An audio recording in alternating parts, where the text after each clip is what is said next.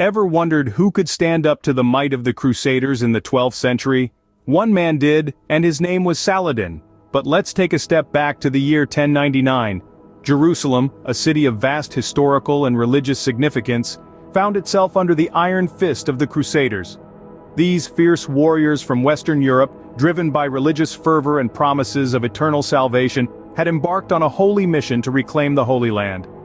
Their arrival sent shockwaves throughout the region, instilling a deep-seated fear among the inhabitants. The siege of Jerusalem was brutal, marked by atrocities that would forever stain the pages of history. The city fell, and a new kingdom was established, one that was characterized by the dominance of the Crusaders. Jerusalem had fallen and the Crusaders had set up their kingdom, but little did they know a storm was brewing in the east. Enter Saladin, a man of great wisdom and even greater military prowess. Born as Yusuf ibn Ayyub, Saladin was destined to become a symbol of Islamic resistance against the Crusaders. His early life was marked with intrigue and education in the cities of Damascus and Cairo, where he studied theology, law, and the art of governance. In the year 1169, Saladin's life took a dramatic turn when his uncle, Shirkuh, the vizier of Egypt, passed away. This left Saladin in an unprecedented position of power. He was now the vizier of the Fatimid Caliphate, a powerful position that allowed him to start reshaping the region's political landscape. Saladin's rise to power didn't stop there. Over the next decade, he worked tirelessly to consolidate the Muslim states under his rule. His strategy was twofold. Firstly, he aimed to unite the Muslim world politically, creating a formidable front against the Crusaders. Secondly, he sought to foster a sense of religious unity, reminding his people of their shared faith and the importance of protecting it. But Saladin wasn't just a military tactician, he was also a man of character. He was known for his wisdom, justice, and tolerance, a far cry from the bloodthirsty image often painted of leaders during this era. Stories of his kindness towards his enemies are legendary. He was said to have provided medical care for Richard the Lionheart, the leader of the Third Crusade, when he fell ill. Saladin's character played a significant role in his consolidation of power. His subjects respected him and his enemies feared him. He was a leader who led with both his heart and his mind, a combination that proved deadly for the Crusaders. His rule marked a turning point in the history of the Crusades. For the first time since the arrival of the Crusaders, the Muslim world had a leader capable of challenging their might. With the Muslim states united under Saladin, the stage was set for a confrontation with the Crusaders. Saladin wasn't just a warrior, he was a strategist, a chess player in the game of war. His approach to reclaiming Jerusalem was not one of sheer brute force, but of careful planning, strategic alliances, and a deep understanding of his enemy's weaknesses. Central to Saladin's strategy was unity. He knew that a divided Muslim world would stand no chance against the well-organized Crusaders. So he worked tirelessly to unite the various Muslim states under one banner, fostering a sense of shared purpose and collective identity. Saladin also understood the power of psychological warfare. He built up his reputation as a formidable warrior and just ruler, not only among his own people, but also in the eyes of the Crusaders. This perception of invincibility helped to demoralize the enemy even before the battle had begun. Preparation was another key element of Saladin's strategy. He spent years building up his military strength, training his soldiers, and gathering intelligence on the Crusaders. He knew every detail of their tactics, their strengths, and most importantly, their weaknesses. He was also a master of deception. In the lead up to the Battle of Hattin, Saladin cleverly manipulated the Crusaders into thinking he was weak and unprepared. He lured them into the arid plains of Hattin, away from their water sources, and into the scorching July heat. It was a trap, and the Crusaders walked right into it. The Battle of Hattin was a turning point in the Crusades.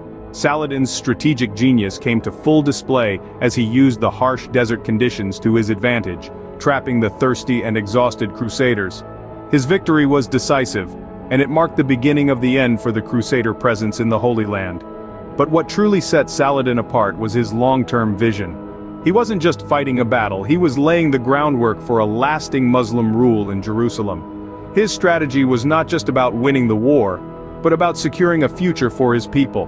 The Battle of Hattin was not just a battle, it was the beginning of the end for the Crusaders. The scorching plains of Hattin were about to witness a clash of titans. In the searing heat of July, in the year 1187, The stage was set for one of the most significant battles of the 12th century, the Battle of Hattin.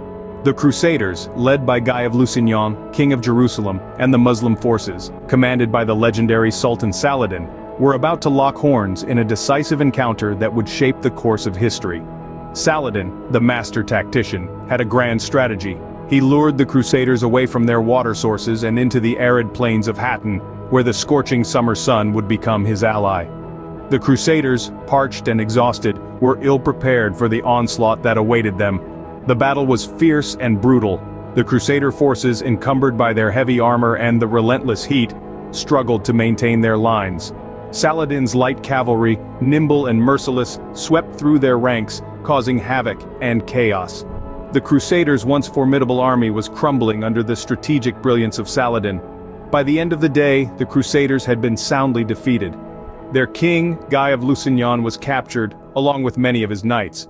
But Saladin, true to his reputation for chivalry and mercy, treated his captives with dignity. He gave water to the thirsty, medical aid to the wounded, and offered terms of ransom for the captured knights.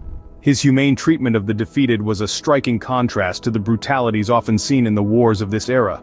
But this was more than just a military victory for Saladin. The Battle of Hattin was a turning point in the struggle for control of Jerusalem. The Crusaders' defeat marked the beginning of the end of their hold on the Holy City. Saladin, having displayed both his military prowess and his noble character, was now poised to retake Jerusalem. With the Crusaders defeated, the path to Jerusalem was wide open. The tables had turned. Now it was Saladin standing at the gates of Jerusalem. It was the year 1187, a time when the tides of power were shifting. Saladin, the Sultan of Egypt and Syria, had successfully routed the Crusaders at the Battle of Hattin and was now poised to take back the city that had been under Christian rule for nearly a century. The city's defenders, knowing the weight of the approaching storm, prepared for a siege. But Saladin, a leader as shrewd as he was brave, had other plans. He didn't want to reduce Jerusalem to ruins, he wanted to reclaim it. Saladin's troops surrounded the city, cutting off any hope for reinforcement. But unlike the Crusaders' ruthless conquest almost a century earlier, Saladin's approach was remarkably different. There were no mass slaughters, no rivers of blood flowing through the city's streets. Instead, Saladin offered something unexpected: mercy.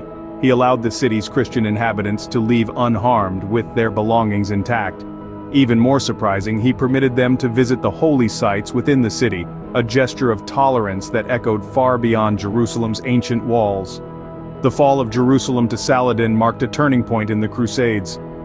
It was a testament not only to his military prowess, but also to his character. Unlike the Crusaders, who had painted the streets red with the blood of Jerusalem's inhabitants, Saladin chose a path of mercy and tolerance. His actions spoke volumes about the man he was, a ruler who valued human life and respected religious diversity. But as Jerusalem's bells tolled, signifying the end of an era and the beginning of another, the Crusaders were already planning their next move. Their defeat at Jerusalem had been a bitter pill to swallow, and they were far from ready to accept it. Jerusalem was back in Muslim hands, but the Crusaders were far from finished. The news of Jerusalem's fall echoed through Europe, sparking the Third Crusade. This crusade was led by none other than Richard the Lionheart, a name that resonates with courage and valor. Richard, with his army of knights and foot soldiers, set sail towards the Holy Land. But the Crusaders' journey was plagued with challenges, and the crusade was not the swift victory they had hoped for. On the other side, Saladin, the unifier of the Muslim world, stood firm. He was a seasoned warrior, a strategic mastermind who had already tasted victory.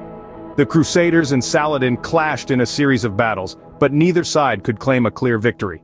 In an unexpected turn of events, Richard and Saladin, two fierce adversaries, found common ground. They signed a treaty, a pact of peace and coexistence. Jerusalem would remain under Muslim control, but Christians would have safe passage to their holy sites. The tale of Saladin and the Crusaders is a tale of war and peace, of tolerance and brutality. But what if I told you that this was just the beginning?